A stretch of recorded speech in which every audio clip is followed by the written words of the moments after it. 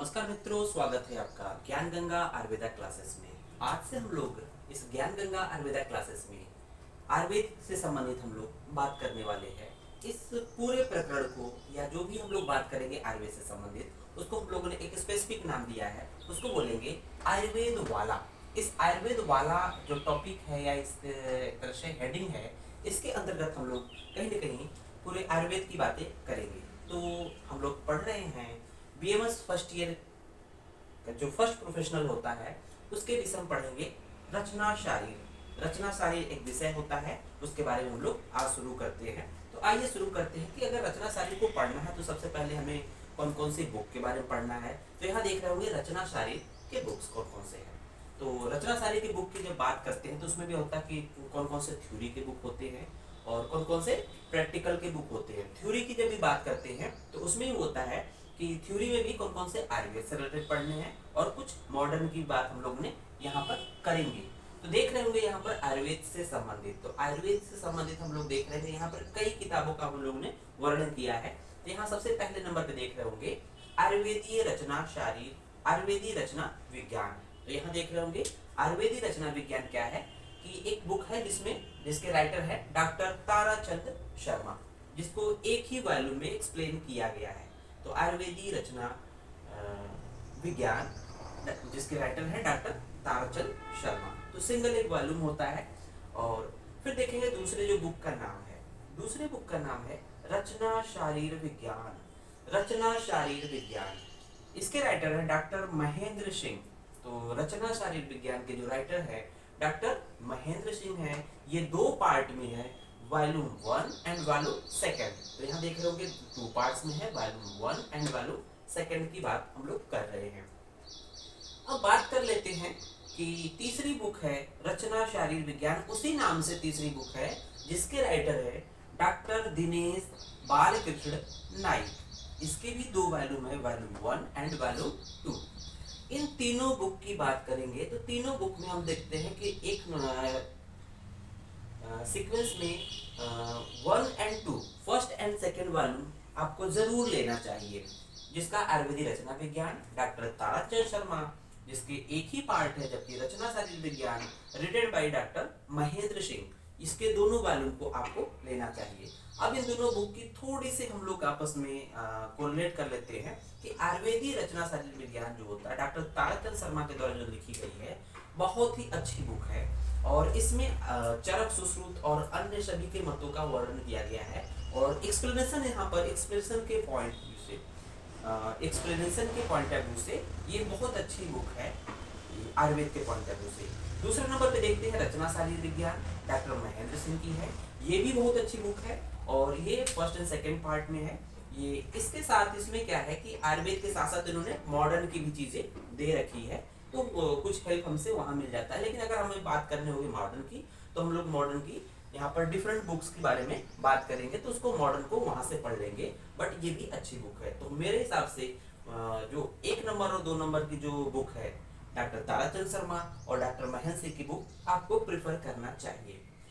फिर देखते हैं चौथे नंबर पे कुछ संहिता की बातें की गई है। तो संहिता जो किताब पढ़ रहे हैं हम लोग, जितने भी बुक की बात कर रहे हैं, ये कहीं ना कहीं इन्हीं संहिता के पार्ट से लिया हुआ ये किताब या इसमें कमेंट्री की गई है। अगर डायरेक्ट हम संहिता अगर शुरुआत में पढ़ लें, क्योंकि उसका जो श्लोक्स होते हैं संस्कृत में होते हैं, उसके बाद एक्सप्लेनेशन होते हैं, एक्सप्लेनेशन थोड़े से कम होते हैं, वर्ड टू वर्ड इसके मीनिंग होते हैं, तो शायद उसको समझना थोड़ा सा टफ हो जाता है। तो कहीं ना कहीं इन सभी बुक को इसलिए पढ़ा जाता है कि हमें शुरू में उसके वर्डिंग एक्सप्लेनेशन अकॉर्डिंग टू बच्चों के अकॉर्डिंग जो होता है इसका एक्सप्लेनेशन होता है। तो चरक संहिता और सुश्रुत संहिता को भी आपको साथ में रखना चाहिए। अब जो अकॉर्डिंग टू एनसीआरएसएम का जो रूल के अकॉर्डिंग, जो सिलेबस के अकॉर्डिंग, कहीं ना कहीं फर्स्ट ईयर में चरक संहिता के शुरू के 12 चैप्टर्स की बात की गई है, सूत्र स्थान के 12 चैप्टर की बात की गई, तो इसलिए इसको लेना जरूरी है। चरक संहिता की बात करेंगे तो चरक संहिता की जो टीका है, एक तरह से इसकी टीका जो बुक लेनी है, उसके राइटर पंडित काशीनाथ पांडे और डॉक्टर गोरखनाथ चतुर्वेदी, इन दोनों ने एक ही साथ बुक लिखी है। उस बुक का नाम है चरक संहिता और उस पर्टिकुलर टीका जो लिखी है चरक संहिता, उसको बोलते हैं विद्योतनी टीका। तो आप जब परचेज करने जाएंगे चरक संहिता, बोल देंगे पंडित काशीनाथ पांडे और गोरखनाथ, डॉक्टर गोरखनाथ चतुर्वेदी, तो ये बुक आपको मिल जाएगी। अब देखते हैं 5th नंबर पे सुश्रुत संहिता। सुश्रुत संहिता किसके थ्रू लिखी गई है? डॉक्टर अंबिका दत्त शास्त्री के थ्रू लिखी गई है। डॉक्टर अंबिका दत्त शास्त्री के द्वारा लिखी गई है। तो यहाँ पर देख रहे होंगे सुश्रुत संहिता, ये भी एक संहिता का एक तरह से टीका है। इसको हम लोग आयुर्वेद तत्व संदीपिका के नाम से हम लोग जानते हैं। तो सुश्रुत संहिता पे डॉक्टर अंबिका दत्त शास्त्री के द्वारा जो लिखी गई टीका है, उसको हम लोग आयुर्वेद तत्व संदीपिका के नाम से जानते हैं, लेकिन हम लोग इसके नाम से मान लेते हैं तो हमें ये बुक मिल जाती है। आइए अब बात कर लेते हैं कि अगर थ्योरी में हम लोग आयुर्वेद की बुक को हम लोग प्रिफर कर रहे हैं, तो कहीं न कहीं 1 नंबर 2 नंबर के साथ साथ चरक संहिता, सुश्रुत संहिता को अवश्य लेना है। फिर देखते हैं कि मॉडर्न की बात करेंगे, तो मॉडर्न में देखते होंगे कि यहाँ पर मेनली कौन कौन सी बुक हैं। तो यहाँ पर वेल नोन है बीडी चौरसिया। बीडी चौरसिया बहुत ही बहुविख्यात बुक है। तो उसमें देख रहे होंगे बीडी चौरसिया में हम लोग देख रहे हैं कि इसके कई वॉल्यूम हैं।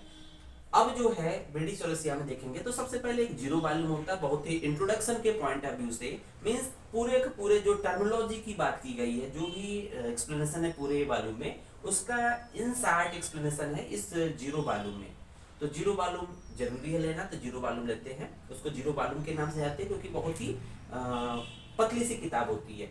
दूसरा देखेंगे फर्स्ट वॉल्यूम। तो फर्स्ट वॉल्यूम में क्या क्या चीजें हैं? हेड और फर्स्ट वॉल्यूम जो होता है वो अपर लिम्ब और थोरैक्स के बारे में वर्णन है, अपर लिम्ब और थोरैक्स। सेकंड देखेंगे सेकंड वॉल्यूम में एब्डोमेन एंड पेल्विस, एब्डोमिनल विसरा और एब्डोमेन के बारे में एक्सप्लेनेशन है, साथ ही साथ पेल्विक कैविटी के बारे में एक्सप्लेनेशन है, और साथ ही साथ जो लोअर लिम्ब के जो बोन होते हैं उसके बारे में यहाँ एक्सप्लेनेशन है।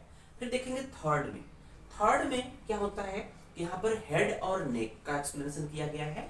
थर्ड वाले वॉल्यूम में हेड और नेक के बारे में एक्सप्लेन किया गया है। जबकि फोर्थ वॉल्यूम जो होता है वो कहीं ना कहीं ब्रेन से संबंधित है, तो ब्रेन से जो है उसकी बात करेंगे के फोर्थ वॉल्यूम में। इस चारों वॉल्यूम को एक साथ, या जो 0 से लेकर फोर्थ वॉल्यूम तक, इन पांचों बुक को एक साथ परचेज करना चाहिए। फिर देखते हैं दूसरे नंबर पे आता है ग्रेज एनाटमी।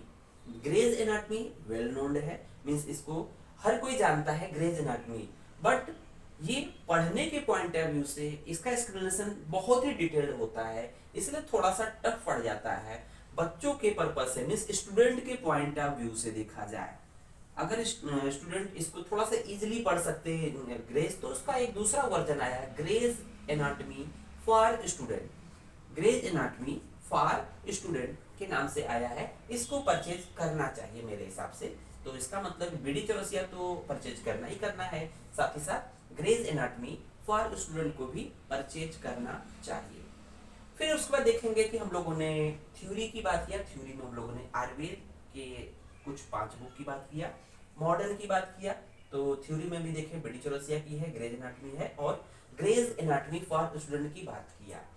अब आते हैं कि प्रैक्टिकल से संबंधित कौन सी बुक है। तो प्रैक्टिकल से संबंधित देखेंगे कई बुक है, बट हम लोग जो प्रेफर करते हैं उसको देख रहे हैं Cunningham's manual of practical anatomy. Cunningham's manual of practical anatomy, इसके 3 वॉल्यूम होते हैं, first second and third. First second third हम लोग इस तरह से देखेंगे कि ये हम लोग का एक तरह से पूरा का पूरा हम लोग को फर्स्ट ईयर का जो रचना शारीर है, तो रचना शारीर की बात जब कर रहे हैं तो उसकी हम लोग तुलना कहीं ना कहीं एनाटमी से करते हैं, तो उसको देखते हैं कि किस तरह से है। तो यहां देख रहे होंगे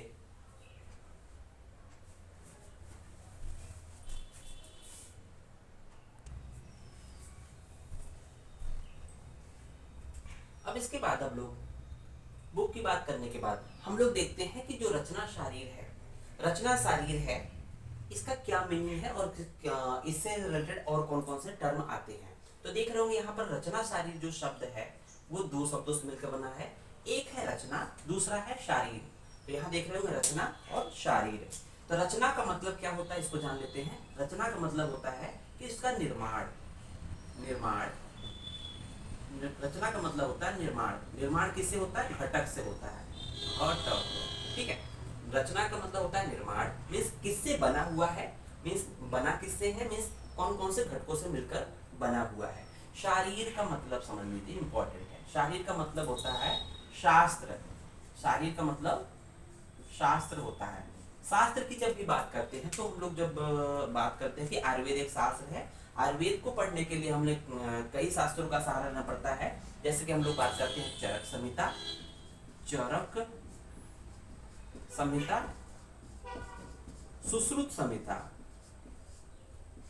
सुश्रुत संहिता, और इसी तरह से हम लोग और भी संहिता के बारे में देखेंगे।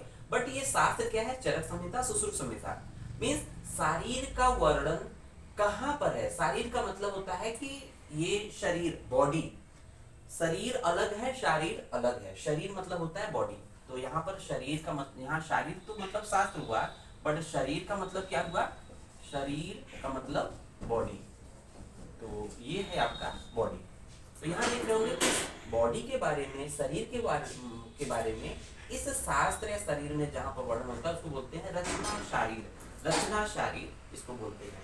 तो हम लोग जब चरक संहिता या सुश्रुत संहिता की बात करते हैं, उसको उस पूरे संहिता के जो कंपोनेंट होते हैं, मैटर होते हैं, उसको कई पार्ट में डिवाइड करते हैं। तो कई पार्ट में डिवाइड कुछ इस तरह से करते हैं, देखते हैं। सबसे पहले जो किसी भी संहिता का जो पहला स्थान होता है, कई स्थानों में तो देखते हैं सूत्र स्थान, सूत्र स्थान।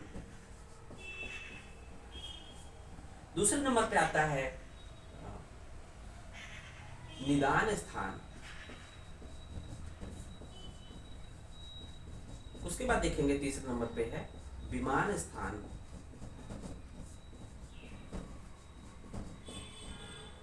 उसके बाद देखेंगे विमान के बाद शारीर स्थान। उसके बाद देखेंगे इंद्रिय स्थान, इंद्रिय स्थान। उसके बाद देखेंगे चिकित्सा स्थान।